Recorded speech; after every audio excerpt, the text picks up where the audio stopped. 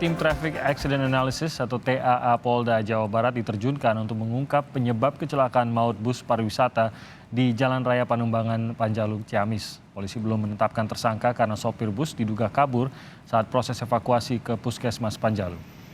Setelah dilakukan pendataan di sejumlah layanan medis korban kecelakaan, polisi tidak menemukan sopir yang mengendarai bus yang terlibat kecelakaan maut. Sopir bus melarikan diri sesaat setelah insiden maut terjadi lantaran takut menjadi sasaran amuk massa. Polisi juga telah menggelar olah tempat kejadian perkara kecelakaan yang menewaskan 4 orang tersebut. Polisi menyusuri lokasi kecelakaan untuk memastikan apa penyebab kecelakaan. Dugaan sementara insiden disebabkan oleh rem bus yang blong.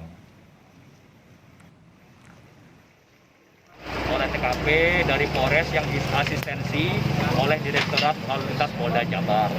Komunikasi sementara dari pihak perusahaan dengan pihak supir disampaikan pada saat setelah dari kejadian ada kekhawatiran dari sopir akan dimasa sehingga dia meninggalkan TKP. Terkait dengan lalai yang menyebabkan terjadinya kecelakaan tentu saja nanti melalui proses penyelidikan. Jadi kami mohon waktu dan mohon bersabar. Apakah sudah disimpulkan bahwa dugaan kecelakaan? Sejauh ini rem blong diduga menjadi penyebab kecelakaan maut bus pariwisata yang menewaskan 4 orang di Ciamis, Jawa Barat. Lalu apa sebenarnya kondisi rem blong ini dan seberapa besar pengaruhnya dalam berkendara? Dan bagaimana pula faktor human error yang kerap disebut sebagai penyebab dari kecelakaan di jalan raya? Kita akan membahasnya bersama investigator senior Komisi Nasional Keselamatan Transportasi atau KNKT, Pak Ahmad Wildan. Selamat pagi Pak Wildan. Selamat pagi. Terima kasih Pak sudah bergabung bersama kami. Pak Wildan, sejauh ini dugaan sementara adalah akibat rem blong. Ini yang menyebabkan kecelakaan maut yang menewaskan 4 orang di Ciamis. Hasil dari penyelidikan KNKT, apa penjelasan atas rem blong ini? Mungkin ada detail lain yang belum kita ketahui. Baik, jadi kami sudah melakukan investigasi sejak hari Minggu Pak, dan hari ini masih tetap berlanjut. Ada beberapa faktual yang kami peroleh, di antara yang pertama bahwa kendaraan itu baru berjalan sekitar 2 menit dari destinasi wisata kunjungan yang terakhir itu. Di sana mereka sempat istirahat 4 jam dan baru 2 menit berjalan terjadilah kecelakaan itu. Kemudian kami dapat peroleh keterangan juga bahwa 300 meter menjelang titik tabrakan, pengemudi mengalami kepanikan seperti kehilangan kendali. Nah, kemudian kami mencoba menganalisa jalan di sana, Pak. Jalan di sana itu sepanjang dari destinasi wisata ke titik kejadian itu kurang lebih 2,8 kilometer. Ada perbedaan tinggi sekitar 219 meter dan slope maksimalnya itu 23,4% atau sekitar 23 derajat. Ini sudah cukup memberikan energi potensial atau gaya dorong yang sangat besar bagi kendaraan besar. Ini yang saya khawatirkan, pengemudi menggunakan gigi tinggi sehingga terjadilah rem blong. Nah, kita akan memverifikasi sebenarnya ke pengemudi, rem blongnya ini jenisnya apa? Apakah brake fading ataukah angin tekor? Di antara dua ini kemungkinan yang terjadi karena truk bus ini menggunakan sistem rem full air brake. Nah, kita belum dapat konfirmasi itu dari pengemudinya. Oke, kalau dari penyedia busnya sendiri bagaimana Pak keterangannya? Sebenarnya kita belum arah ke sana. Yang ingin kita gali sebenarnya ini adalah pada saat dia menuruni melalui jalan itu dia menggunakan gigi berapa dan apa yang dia rasakan. Karena apa yang dia rasakan ini akan menunjukkan apakah ini masuk ke ranah brake fading ataukah angin tekor. Tapi sebenarnya ini arahnya tetap ke human error. Karena apa? Kami sudah memeriksa ke kendaraannya, chambernya, air hose-nya segala macam fungsinya normal. Jadi cuma kami nggak bisa memeriksa di bagian depan karena dashboardnya sudah hancur.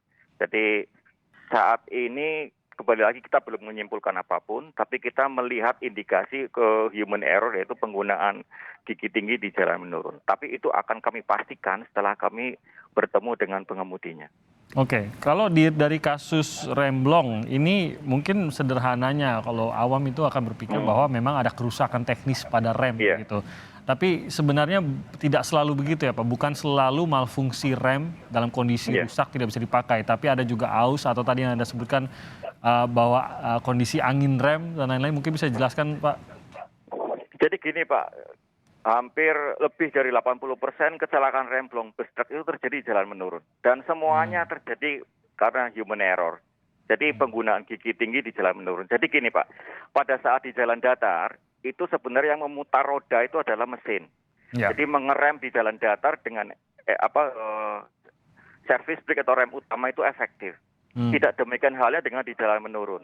Di jalan menurun yang memutar roda itu adalah energi potensial atau gaya gravitasi bumi. Ketika pengemudi ngerem, maka begitu dilepas dia akan jalan lagi. Ya. Itulah sebabnya ketika pengemudi menggunakan gigi tinggi di jalan menurun, dia akan dipaksa untuk ngerem berkali-kali. Ketika seorang pengemudi ngerem berkali-kali, kemungkinannya ada 3. Yang pertama, kampasnya mengalami overheat atau brake feeding. Kedua, anginnya tekor atau minyak remnya yang mendidih yang disebut dengan vapor lock. Ini 3 jenis sistem remblong yang sering terjadi di kendaraan. Untuk di bis ini yang menggunakan full air brake hanya ada 2 kemungkinan. Apakah brake feeding ataukah angin tekor. Itu yang sedang kami gali. Jadi itu tergantung kendaraannya lagi ya Pak ya? Iya. Dan Karena sistem remnya kan ada 3 Pak. Ada full air brake, ada air over hydraulic brake, serta full hydraulic brake. Kalau yang vapor lock hanya terjadi pada full hydraulic brake sama air over hydraulic brake. Sementara kalau bis ini menggunakan sistem remnya full air brake, sehingga dia hanya ada 2 kemungkinan. Kalau nggak brake feeding, ya angin tekor. Nah, apakah 2 kemungkinan tersebut itu bisa diatasi di tengah perjalanan Pak? Mengingat ya kalau seperti angin tekor itu kan pada dasarnya remnya itu tidak punya kemampuan mencengkram begitu ya, karena kondisi terlalu sering digunakan sehingga sampai titik di mana dia tidak lagi efektif gitu. Apakah itu bisa diatasi oleh pengendara di tengah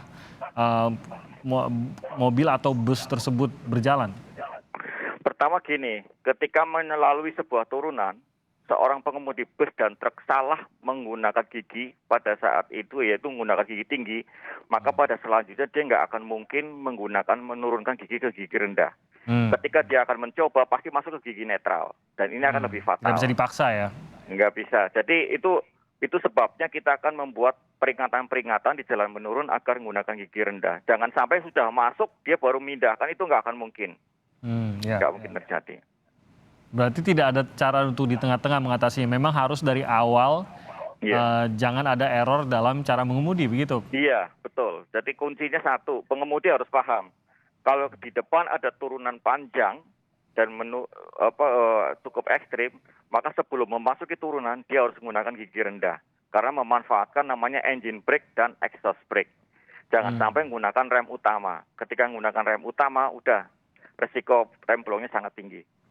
Dan ini sebenarnya jarang dijumpai pada kendaraan mungkin pribadi atau berukuran kecil, Pak, kondisi ini. Iya, karena kan energi potensial rumusnya massa kali gaya gravitasi kali ketinggian. Semakin besar massanya, semakin tinggi tempatnya, maka semakin besar energinya. Jadi di sini kendaraan kecil, massanya kan kecil, jadi dia energi dorongnya lebih kecil dibandingkan kendaraan besar ini, makanya lebih besar. Ini yang kita khawatirkan. Tempat ini sudah cukup tinggi, perbedaan tingginya sekitar 219 meter pada jarak 2,8. Massa bisnya besar, nah ini gaya dorongnya sangat besar. Jadi ini tipe ataupun kemungkinan kecelakaan yang dialami oleh bus ini memang karakternya untuk kendaraan besar seperti bus dan truk ya. Kalau pengguna mobil pribadi sebenarnya tidak perlu mengkhawatirkan hal yang sama ya. Iya. Karena pengemudi kendaraan pribadi energi potensialnya kecil dan dia sudah menggunakan sistem pengereman full hydraulic yang sudah cukup bagus.